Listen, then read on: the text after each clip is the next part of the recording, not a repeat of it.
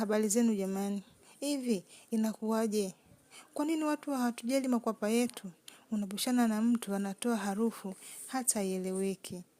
Ubwabwa si ubwabwa, pilau si pilau, basi ilimradi tu kukerana. Sogea hapa nikupe elimu ya kutunza kwapa lako ili yabaki safi, yenye afya na bila kutoa harufu mbaya.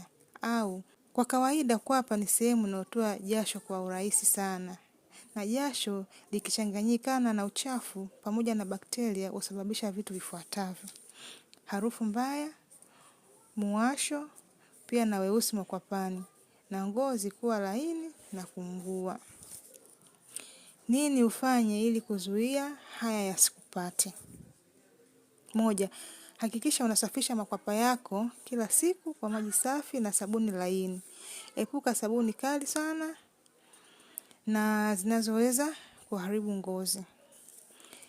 2. Baada ya kuosha makwapa yako au kuoga, hakikisha unakausha vizuri kabla ya kuvaa nguo, maana unyevunyevu husababisha bakteria. 3. Epuka kunyoa kwa kutumia kiwembe. Kinaweza kusababisha kuwa na weusi makwapani, makwapa kuwasha, kutokwa na vipele, lakini pia kuchubukwa. Badala yake unaweza kutumia cream maalum kwa ajili ya kunyolea, na kama utatumia kiwembe basi nyoa taratibu bila ya kujikwaruza. Lakini 4, tumia vitu vya asili kama mafuta ya nazi, aloe vera na baking soda.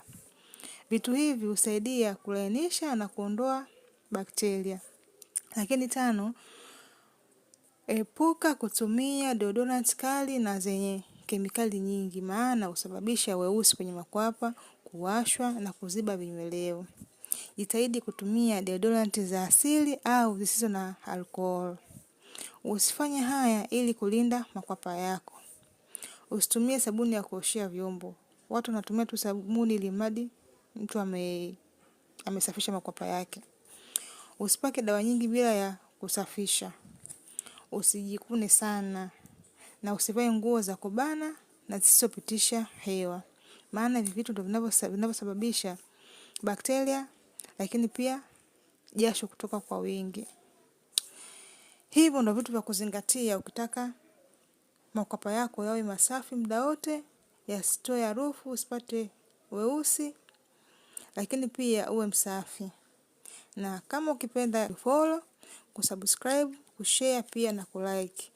Nakaribisha maswali na maoni pia. Bye bye.